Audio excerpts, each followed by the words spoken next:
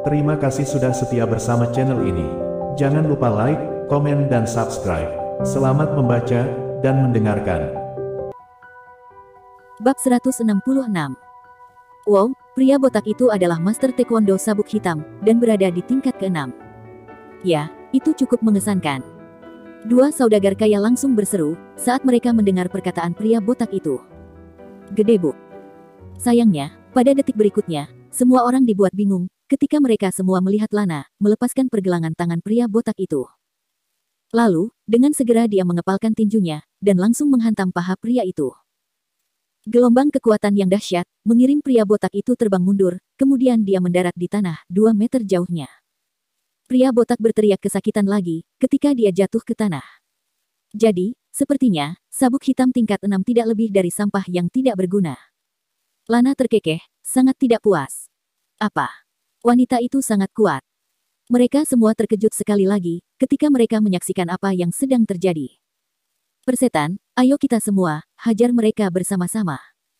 Pria botak itu menggertakkan giginya, dan dia segera bangkit dari tanah, dia menyadari kulit di telapak tangannya terkelupas. Dia merasa sangat terhina, karena dia sedang diawasi oleh banyak orang kuat dan berkuasa saat ini. Pada saat itu, beberapa orang yang memegang pipa baja, segera bergegas maju sekaligus. Tentu saja, ada juga beberapa master sabuk hitam, dalam gabungan kelompok tersebut. Apakah kamu butuh bantuan? Meskipun kamu sepertinya bisa menanganinya sendiri, tetapi sebagai pria terhormat, aku tetap harus bertanya. Jack memiliki ekspresi tenang di wajahnya, saat dia berdiri di samping Lana. Aku bisa mengurus sampah seperti mereka sendirian. Tidak ada tanda-tanda ketakutan dari Lana, saat dia berdiri untuk menghadapi orang-orang yang bergegas ke arahnya.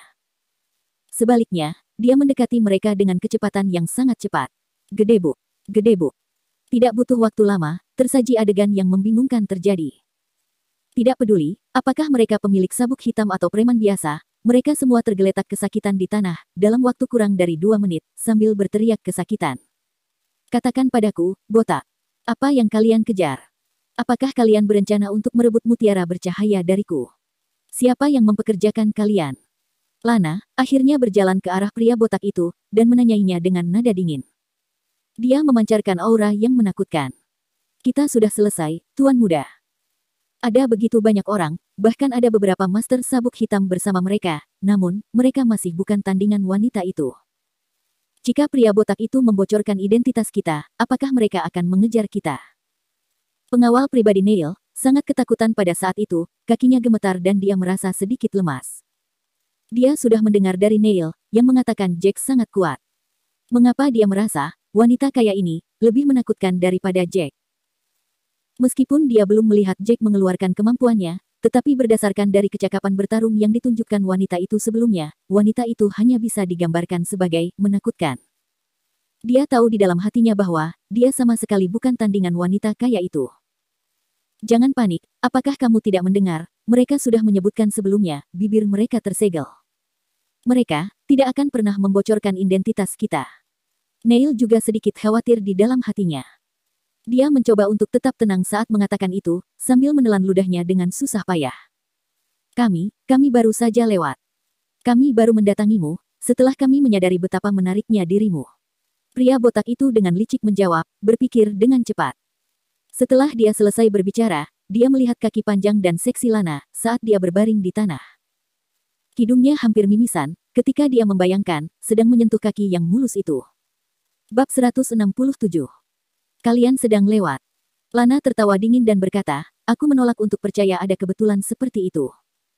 Kami baru saja keluar dari pelelangan dan entah bagaimana, kalian kebetulan muncul di sini. Belum lagi, jika kalian hanya lewat, mengapa begitu banyak dari kalian, yang berkerumun pada saat yang sama? Kami, awalnya berencana untuk berkelahi dengan orang lain, itulah yang menyebabkan kerumunan itu. Namun, ketika kami lewat di sini, kami melihat payudara besar dan pantatmu yang seksi. Aku tidak bisa menahan diri, untuk tidak memperhatikan kalian berdua. Pria botak itu melanjutkan. Di dekatnya, ketika Neil dan pengawalnya mendengar alasan itu, mereka menghela nafas lega. Untungnya, pria botak itu cukup pintar untuk mencari alasan, dan tidak mengadu domba mereka. Namun, pada detik berikutnya, Lana langsung menginjak tangan pria itu. Dia berbicara dengan suara yang menakutkan. Apakah aku akan membiarkanmu begitu saja untuk membohongiku? Aku menolak untuk percaya pada kebetulan. Kenapa kalian muncul secara tiba-tiba setelah pelelangan selesai? Aku mengatakan yang sebenarnya. Pria botak itu menggertakkan giginya dan bertahan dengan kebohongannya. Ekspresi banyak orang sangat pucat saat menyaksikan kekejaman Lana. Meskipun wanita ini menarik, pria manapun yang bersamanya akan kesulitan untuk mengendalikannya. Baik Neil dan pengawalnya menjadi cemas lagi. Mari kita pergi sekarang, kalau mereka membuka mulutnya, Tuan Muda. Kurasa, wanita ini bukan tipe seseorang yang suka dipermainkan. Belum lagi, Jack juga pria yang berbahaya untuk diganggu. Pengawal itu sudah mulai ketakutan saat membisikkan kata-kata itu pada Neil. Tidak bijaksana untuk pergi sekarang. Yang lain sedang menonton di sini, jadi, jika kita satu-satunya orang yang pergi, bukankah ini menunjukkan kitalah yang bersalah? Pada saat itu, kita mungkin akan ketahuan sebelum mereka membuka mulutnya. Ekspresi Neil meredup, karena tidak ada satu orang pun dari keluarga Mon, keluarga George, keluarga Roy, atau keluarga yang meninggalkan tempat kejadian. Bahkan, para pedagang kaya lainnya, dengan sabar menunggu pertunjukan yang bagus. Jadi, bagaimana mereka bisa pergi begitu saja? Kamu memiliki mulut yang cukup lengket. Lana, memperhatikan pria itu tidak mau menumpahkan apapun, dia membidik tempat yang sangat spesifik pada tubuh pria botak itu. Lana tertawa dan berkata, katakan padaku, jika aku menginjakkan kakiku di sana, tidakkah kamu akan menjadi Kasim? Begitu dia mendengar itu, pria botak itu hampir membasahi celananya. Itu terlalu brutal. Lana sudah mengangkat kakinya, ketika pria botak itu ragu-ragu. Sepatu hak tinggi yang sangat menyilaukan, siap untuk dijatuhkan. Aku. Pria botak itu melihat ke arah Neil, dan tidak cukup berani untuk berbicara, karena dia telah membuat janji kepada Tuan Muda Neil. Namun, dia juga tidak ingin berakhir menjadi Kasim. Neil menggertakkan giginya, si bodoh itu benar-benar menunjuk ke arahnya. Neil sangat ketakutan setengah mati. Lana menatap Neil, sebelum dia melepaskan pria botak itu. Dengan tenang dia berkata, kemarilah, Tuan Muda Neil. Setelah dia mengatakan itu, Lana memberi isyarat kepada Neil untuk datang. Nona cantik, untuk apa Anda memanggil saya? Neil memiliki ekspresi pahit di wajahnya, dan suaranya terdengar gemetar. Jadi, kamu mengharapkan aku untuk datang kepadamu, dan membawamu ke sini. Kamu tidak akan hidup untuk melihat hari esok, jika aku harus melakukannya. Seru Lana dengan dingin. Kamu sedang ketakutan, kan? Tuan Muda Neil, kamu hanyalah seorang pengecut. Jack tertawa terbahak-bahak, dengan ekspresi menghina di wajahnya. Tuan Muda Neil menggertakkan giginya, dan segera berjalan mendekat. Dia berkata, apa yang harus aku takuti, itu bukan urusanmu. Oleh karena itu, mengapa aku harus takut? Ini benar-benar lucu. Tepat sekali, kami tidak takut. Pengawal pribadi Neil, juga segera mengikuti di belakangnya. Dia kemudian dengan marah, berkata kepada pria botak yang terbaring di tanah, siapa kamu? Mengapa kamu secara membabi buta menunjuk Tuan Muda Neil? Apakah kamu mencoba menjebak Tuan Muda Neil kami? Bab 168. Benar-benar tidak terduga, semua itu perbuatan Tuan Muda Neil. Di sisi lain, Ken mengerutkan kening dan berkata, mengapa Tuan Muda Neil melakukan itu? Aku belum pernah mendengar, Tuan Muda Neil memiliki dendam terhadap Jack sebelumnya, dan dia juga tidak mengejar Selena, kan? Ken Clark bertanya kepada Michael Wilson, yang berada di sampingnya. Dari kelihatannya, kemungkinan besar dia mengincar mutiara bercahaya itu. Dia tidak ingin menghabiskan banyak uang untuk membelinya, jadi, dia menyuruh orang lain untuk merampoknya. Namun, yang tidak pernah aku duga, wanita itu benar-benar sangat kuat. Michael mulai berspekulasi. Tidak ada satupun dari mereka yang bodoh, dan itu jelas perbuatan Neil, ketika pria botak itu menunjuk langsung ke arah mereka, bukan ke arah orang lain. Tidak jelas apa sebenarnya yang dipikirkan Neil, untuk mengambil risiko seperti itu, ketika identitasnya sudah terbongkar. Di sisi lain, Grayson tertawa dingin. Sharon, yang sedang terpesona oleh Jack, dengan begitu, dia hanya menatap Jack. Dia tidak bisa lagi menahan diri, ketika dia berjalan dengan beberapa pengawal di sampingnya, dan bertanya kepada Jack. Hei tampan, kamu Jack, kan? Bisakah aku menambahkan kontakmu di WeChat? Jack merasa canggung saat menjawab, maaf, aku tidak menyukai hal-hal semacam itu. Oh, tolong, kamu bersama wanita kaya itu demi uang, kan? Katakan padaku, berapa yang dia berikan kepadamu setiap bulannya? Aku akan menggandakannya. Dia kemudian melanjutkan, tapi, aku masih perawan, dan aku belum pernah memikirkan tentang hubungan antar orang dewasa. Jadi, kita bisa pelan-pelan, oke? Jack merasa sangat gelisah ketika mendengar komentar dari Sharon. Dia, seorang penjaga kebanggaan Daxia, sang prajurit tertinggi yang terhormat. Namun, pada saat ini, dia sedang. Jack memutuskan untuk mengabaikan Sharon sepenuhnya saat dia kemudian berbicara kepada Neil. Tuan Muda Neil, apakah menurutmu, kami bisa mempercayai apa yang sudah kamu katakan? Aku yakin dia sedang menjebakku. Apa hak kalian berdua, menuduhku mempekerjakan orang-orang ini? Neil membusungkan dadanya, dan berbicara dengan percaya diri. Tamparan. Jack segera memberi Neil tamparan keras sambil berkata, siapa yang memberimu izin untuk berbohong? Kak, kamu berani memukulku? Neil sangat marah, sehingga wajahnya langsung memerah. Ada keluarga bangsawan kelas 2 dan kelas 1 yang hadir di sini, bersama dengan banyak pedagang kaya. Terlebih lagi, tuan muda keluarga Drake juga ada di sini. Namun, Jack masih berani memukulnya. Dengan begitu banyak orang yang menonton, bagaimana dia bisa menunjukkan wajahnya di tempat lain di masa depan? Meskipun dia sebelumnya ditampar 3 kali, tidak banyak orang kuat yang hadir saat itu. Tamparan. Jack menamparkan Neil sekali lagi, lalu dia berkata, lagi pula, ini bukan pertama kalinya aku menamparmu.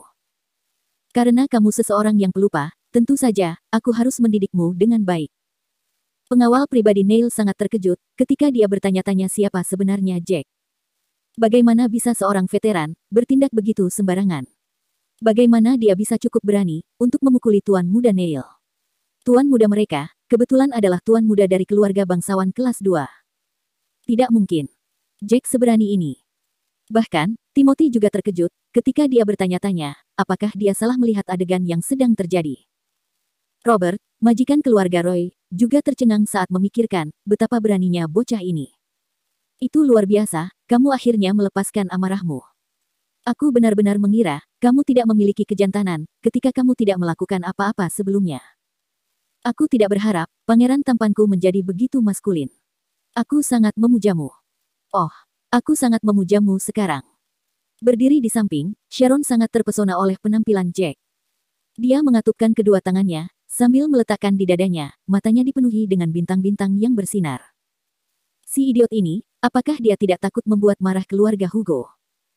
Michael juga terkesima, karena adegan ini adalah sesuatu yang tidak dia duga.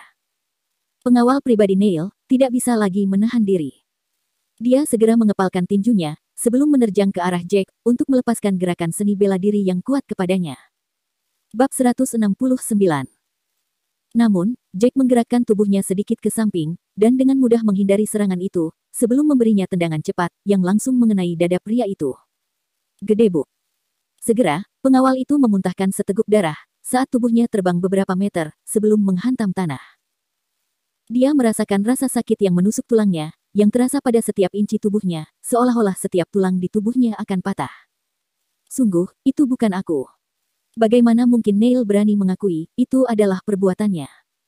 Jika dia mengakuinya, bukankah itu berarti, dia menjadi seseorang yang keji dan picik? Jika tersiar kabar, tentang dia menyewa beberapa preman untuk merebut barang itu setelah kalah dalam pelelangan, hal itu akan membuat reputasi keluarga Hugo hancur dalam sekejap. Jadi, kamu tidak memiliki keberanian untuk mengakui perbuatanmu.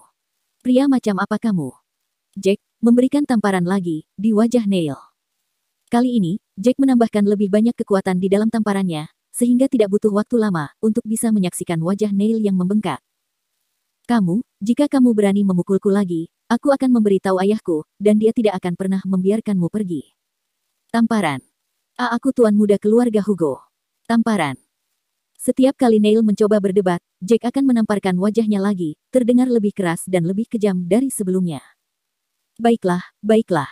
Itu memang perbuatanku. Neil hampir menangis, dan jika dia bertahan dalam keadaan ini, dia akan ditampar sampai mati oleh Jack. Namun, dia segera menambahkan, tapi, sebenarnya, aku hanya mempekerjakan mereka untuk memukuli kamu. Sebab, ketika kita bertemu sebelumnya, kita memiliki beberapa konflik, dan aku menyimpan dendam kepadamu sejak saat itu. Aku ingin memberi pelajaran kepadamu, dan sama sekali tidak punya niat untuk merebut mutiara bercahaya itu darimu. Aku tidak bisa percaya setengah dari semua yang telah kamu katakan. Jack menatap dingin ke wajahnya yang bengkak, melambaikan tangannya, dan berkata, pergilah, bodoh. Sebaiknya, kamu tidak pernah muncul di depanku di masa depan. Karena kamu tidak mengerti bagaimana kamu harus bertindak sebagai manusia dan suka berbohong, maka aku akan memberimu pelajaran yang bagus tentang bagaimana bersikap seperti manusia. Kamu, Neil, masih ingin secara impulsif meninggalkan beberapa ancaman, karena itu adalah kebiasaan yang sudah mendarah daging baginya. Namun, setelah Jack memelototinya, dia sangat ketakutan dan segera berbalik lalu melarikan diri. Setelah pengawal menyadari situasi saat ini, dia langsung merangkak dari tanah dan ikut melarikan diri bersama Neil. Si idiot itu, beraninya dia memukuli tuan muda Neil. Michael mengerutkan kening, karena dia juga seorang tuan muda, untuk keluarga bangsawan kelas 2. Namun, bocah itu begitu berani, dengan memukuli Neil di depan umum, tanpa rasa khawatir akan pembalasan keluarga Hugo. Namun, dia segera memikirkan hal lainnya. Mungkinkah, karena seberapa kuat status wanita itu? Tanpa ragu, Jack harus berdiri di bawah bayang-bayang perlindungan wanita itu, untuk melakukan apa yang sudah dia lakukan kepada Neil. Kali ini, kamu tidak terlalu rendah hati. Berbagai kekuatan besar dan kecil di Eastfield, telah menyaksikan apa yang sudah kamu lakukan. Lana berkata kepada Jack, dengan nada lembut sambil menatapnya. Jika aku tidak menunjukkan keganasan, aku khawatir mereka akan menggangguku seperti lalat. Selain itu, bukankah kamu memberiku semacam alibi sebelumnya? Keganasanmu sebelumnya, membuat mereka takut. Jack merendahkan suaranya saat mengatakan itu. Kedengarannya sangat lembut, sehingga kebanyakan orang akan merasa sangat sulit untuk mendengarnya. Ayo kita pergi. Lana membawa Jack kembali ke mobil spotnya. Hei, tampan, kamu bisa meninggalkan nomormu. Aku tahu kamu dipanggil Jack, kan? Hei, jangan pergi. Aku akan menemukanmu, dan jangan khawatir, aku bisa memberikan 2 kali lipat daripada wanita itu. Jika kamu pikir aku terlalu gemuk, aku bisa menurunkan berat badanku. Aku akan terlihat cantik saat itu. Suara Sharon bisa terdengar dari belakang mereka. Meskipun dia gemuk, suaranya masih cukup manis. Setelah mobil Lana menghilang dari tempat kejadian, Sharon menundukkan kepalanya dengan sedih, dan melihat kelebihan lemak di perutnya. Dia berkata, aku akan terlihat cantik saat itu, namun, aku tidak bisa mengendalikan mulutku. Pada siang harinya, berita tentang Neil ditampar oleh Jack, dan wanita misterius yang menghabiskan $500 juta untuk membeli mutiara bercahaya, dengan cepat tersebar di seluruh penjuru kota. Bab 170. Ketika Ivan kembali ke rumah malam itu, dia dengan bersemangat berkata, "Kakek, ayah, aku mendengar berita yang sangat mengejutkan siang ini." "Berita apa?" Tuan tua Taylor, yang jarang keluar dari rumahnya, bertanya dengan rasa ingin tahu. "Aku mendengar seorang veteran menamparkan tuan muda Neil beberapa kali, sampai wajahnya menjadi bengkak. Ini terlalu gila. Astaga, mereka tidak yakin siapa veteran itu, namun, keberaniannya sangat mengagumkan. Keluarga Hugo adalah keluarga bangsawan kelas 2, jadi, bukankah dia tidak menghormati keluarga Hugo karena menamparkan wajah Neil?" Sementara itu, Ivan menuangkan segelas anggur merah untuk dirinya sendiri, sambil berbicara dengan nada yang sangat gembira, "Ini pertama kalinya, aku mendengar pria maskulin seperti dia. Dia benar-benar idolaku. Seorang veteran, cukup berani untuk menamparkan wajah Neil, dan tidak menghormati keluarga Hugo." Theodore sedikit tidak yakin ketika mendengar penjelasan Ivan, lalu dia bertanya, apakah informasinya bisa dipercaya? "Seharusnya, informasi itu cukup valid. Aku mendengarnya dari pedagang konstruksi, dia mengatakan pria itu sangat kuat, karena dia hampir membuat Neil menangis hanya dengan tamparan." Setelah Ivan meminum seteguk besar anggur merah dari gelasnya, dia meletakkan gelas itu, dan berbicara dengan emosional. "Yang paling penting adalah, ada mutiara bercahaya yang dilelang hari ini. Mutiara itu bukanlah mutiara biasa, dan mutiara itu sebesar bola pingpong. Berdasarkan apa yang telah ditemukan oleh para ahli, mutiara itu bisa membantu tidur seseorang, dengan meletakkannya di samping tempat tidur mereka. Selain itu, mutiara itu juga bisa memperlambat metabolisme seseorang, hingga pada dasarnya, mampu memperpanjang umur seseorang. Apakah sesuatu yang mistis seperti itu, ada di dunia ini?"